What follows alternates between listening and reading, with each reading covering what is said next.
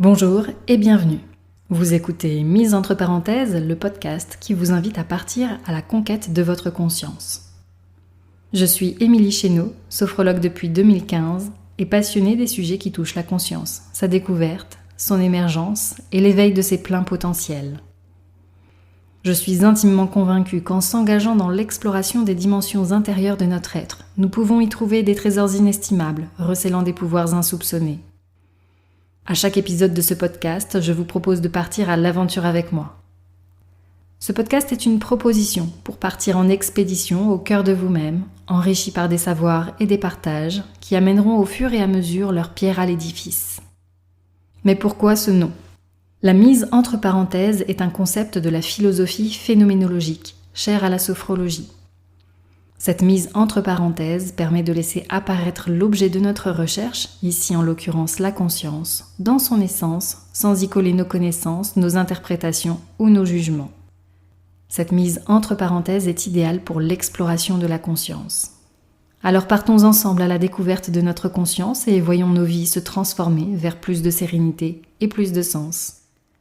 Donnons à notre existence plus de saveur pour nous-mêmes, pour nos proches, pour l'humanité entière, pour tous les êtres. Suivez-moi dans cet instant suspendu au cœur de vous-même.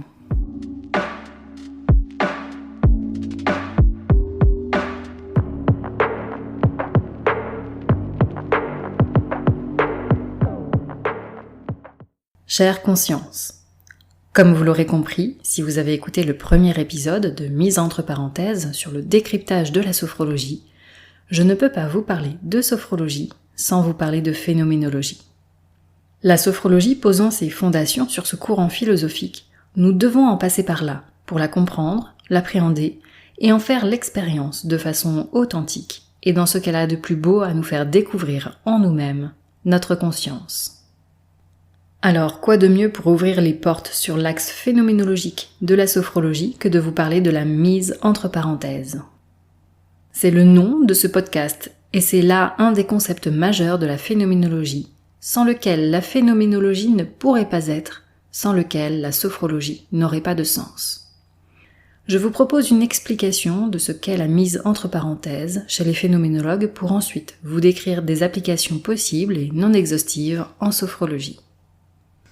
Tout d'abord, notons que la phénoménologie cherche à percevoir les choses du monde dans l'apparition de leurs phénomènes.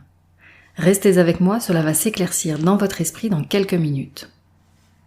Il s'agit là de changer d'attitude, de ne plus se positionner dans une attitude naturelle, cette attitude qui est la plus courante, l'attitude de tout à chacun dans la vie quotidienne. Dans cette attitude naturelle, les objets qui nous entourent sont considérés le plus souvent dans leur fonction et ils nous apparaissent sans que nous ayons une quelconque conscience de leur mode d'apparaître. Prenons un exemple concret de suite. Peut-être avez-vous, pendant l'écoute de ce podcast, un objet devant vous. Dans un premier temps, prenons un objet matériel. Ce peut être un crayon, votre téléphone, une table, un arbre, peu importe. Observez-le. J'ai moi-même devant moi un mug. Cet objet que j'utilise quotidiennement pour boire une boisson chaude, ce mug que je prends machinalement dans le placard de la cuisine le matin, que je remplis aussi machinalement, que j'amène à ma bouche afin de me délecter de ma boisson chaude. Je suis alors dans une attitude naturelle.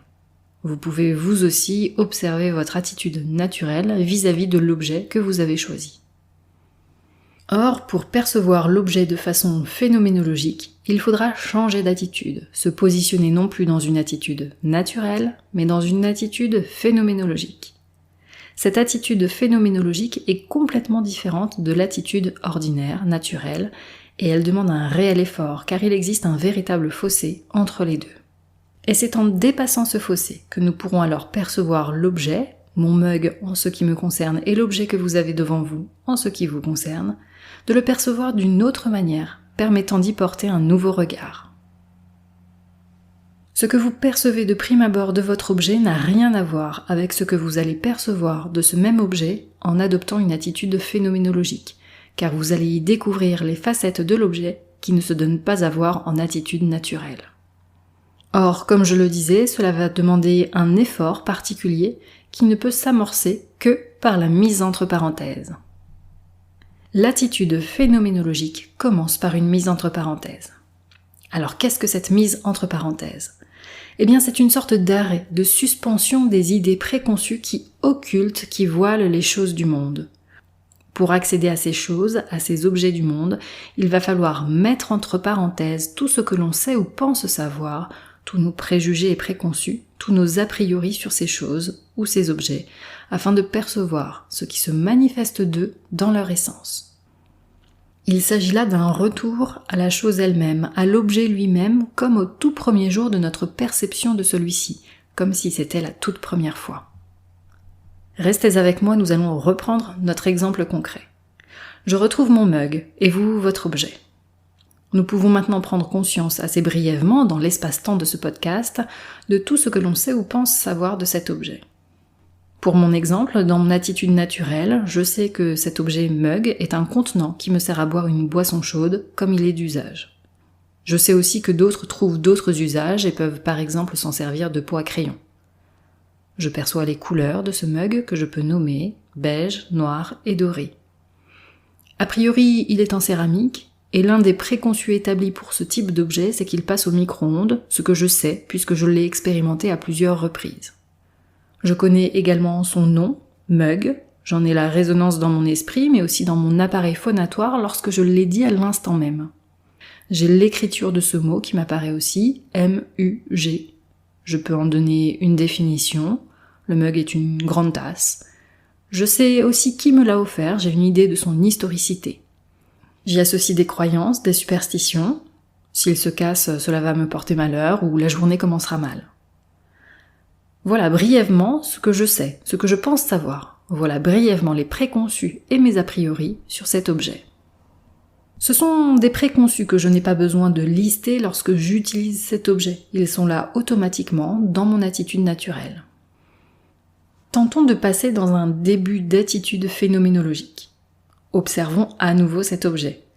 Mais essayons de mettre de côté tout ce que l'on sait de cet objet. Effectuons cette mise entre parenthèses. Pour cela, je dois déjà prendre conscience de tout ce que je vous ai dit auparavant au sujet de mon mug, tels des phénomènes de la pensée qui apparaissent, puis je mets tout cela de côté. Je mets entre parenthèses toutes mes convictions sur celui-ci. Je mets de côté jusqu'à son nom, jusqu'au son de son nom, pour percevoir cet objet ici comme si c'était la première fois. Et lorsque je perçois sa couleur, par exemple, je ne la nomme pas. Je mets de côté le nom de la couleur pour percevoir la couleur de cet objet sans a priori non plus, dans ce qu'elle est, telle qu'elle se donne à voir. Finalement, je ne perçois plus le mug en tant qu'objet ordinaire de la vie quotidienne, je le perçois dans l'apparition de ces phénomènes au-delà de tout jugement, de tout a priori. Il s'agit là de suspendre notre jugement, on parle de faire l'époquer en phénoménologie. Avouez-le, ce n'est pas si simple. Je parlais un peu plus tôt d'un véritable effort à faire, un effort qui se traduira en sophrologie par un entraînement rigoureux de la méthode. Je reviendrai sur cette notion d'entraînement dans un prochain podcast. Alors ok, me direz-vous, c'est sympa cette expérience, Émilie, mais à quoi cela sert-il de faire tout cela ? Restons encore un peu dans la phénoménologie avant d'en venir aux applications sophrologiques.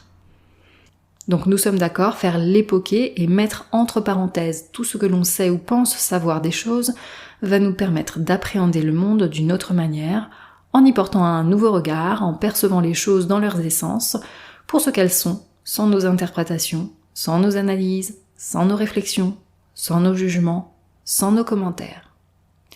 Mais aussi faire l'époquer, mettre entre parenthèses va nous permettre de percevoir les phénomènes de l'objet au-delà de tout a priori, de les apercevoir tels qu'ils nous apparaissent, jusqu'à percevoir des phénomènes beaucoup plus subtils qui ne se donnent pas à voir de prime abord. Cette démarche permet de révéler à notre conscience son propre mouvement, le phénomène de la conscience elle-même. Êtes-vous toujours présent ? Nous allons bientôt reprendre notre exemple concret. Mais avant, comprenons que faire l'époquer et mettre entre parenthèses sont des conditions sine qua non à cet acte de retour à la conscience elle-même. Il y a en quelque sorte deux étapes. La première, la conscience qui vise un objet en attitude phénoménologique, puis la deuxième, la conscience qui revient sur elle-même dans sa perception même de l'objet. Avez-vous toujours votre objet ? J'ai toujours mon mug. Je me positionne dans une attitude phénoménologique qui m'invite à faire l'époqué de cet objet. Je suspends donc mon jugement quant à celui-ci. Je mets entre parenthèses tout ce que je sais et pense savoir de ce mug. Il m'apparaît donc là. Je perçois sa forme, ses contours, son volume, comme si c'était la toute première fois. J'observe ses couleurs sans y associer d'idée. Lorsque je touche cet objet, je ressens sa température, sa texture, et je laisse venir à moi les phénomènes de cet objet. Et puis je perçois l'émergence de ces phénomènes en moi. Je me perçois, en train de percevoir. Je perçois ma conscience qui vise ce mug et qui, en même temps, est consciente qu'elle vise ce mug.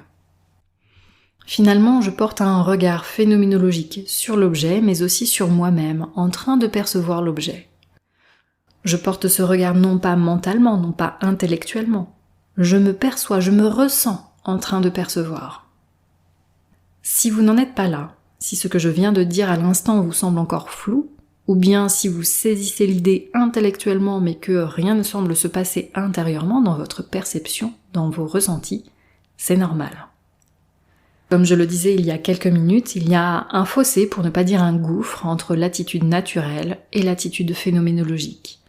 Et si la mise entre parenthèses permet de passer de l'une à l'autre, cela nécessite néanmoins un effort conscient et volontaire qui ne s'acquiert pas du jour au lendemain. Venons-en aux applications sophrologiques. De quelle manière pouvons-nous appliquer cette mise entre parenthèses dans la pratique de la méthode sophrologique et quels en sont les intérêts ? Nous avons pris comme exemple un objet concret du monde matériel. Mais les phénomènes de la phénoménologie sont présents partout, dans le monde matériel et immatériel. Nous l'avons donc expérimenté brièvement avec un exemple concret, un objet du quotidien, mon mug et votre objet. Et nous l'avons ressenti, ou tout au moins vous en êtes-vous fait une idée qui demanderait davantage d'expérimentation.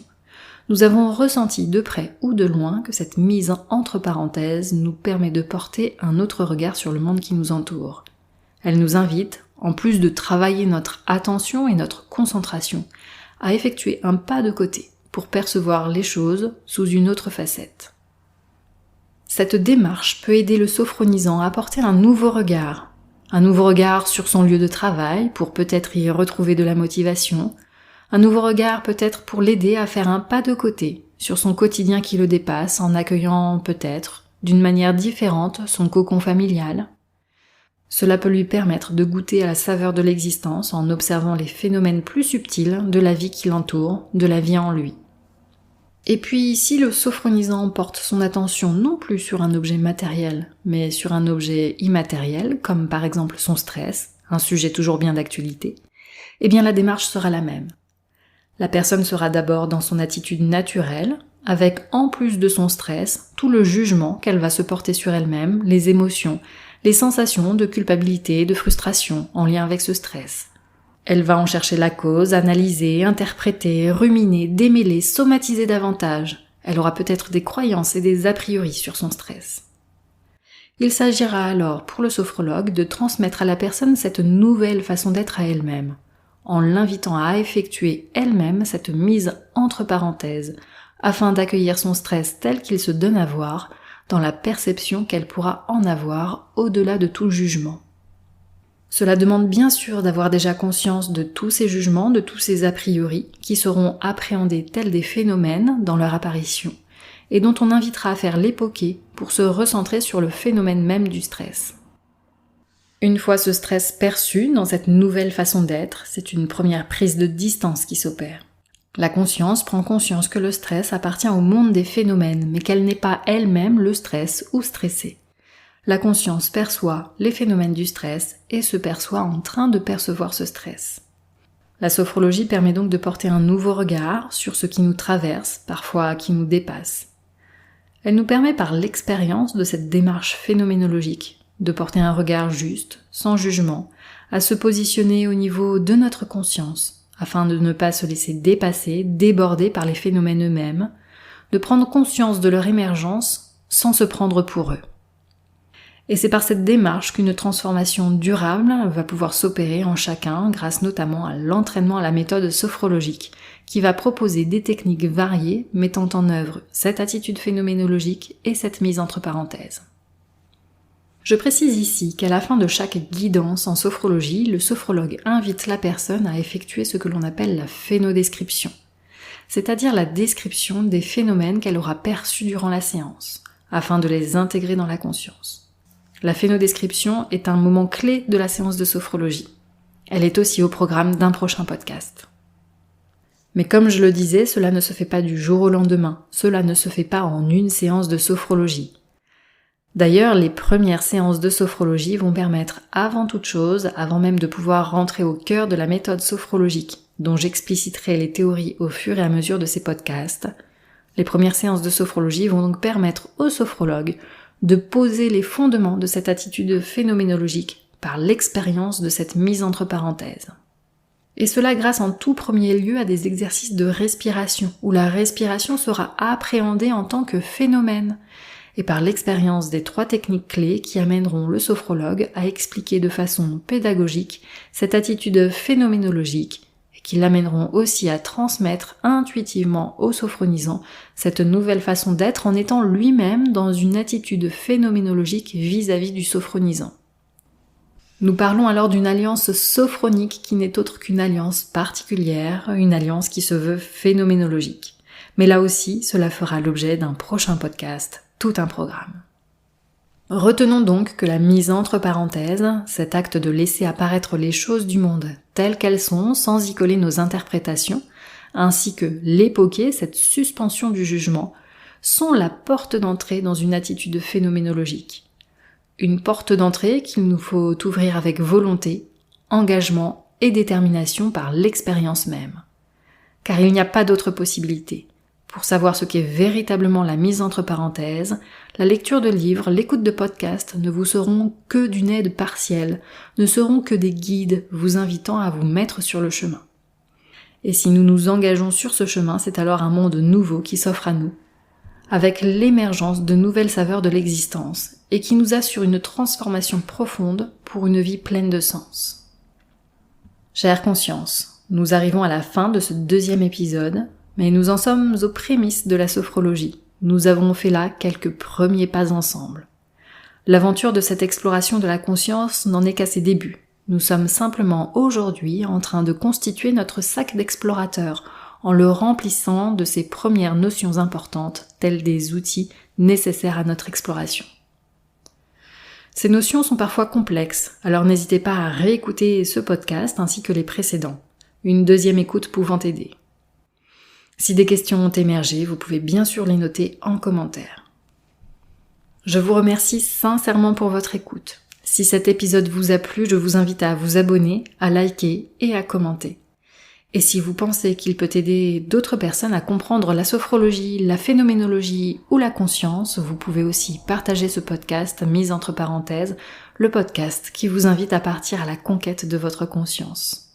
Merci et à très vite.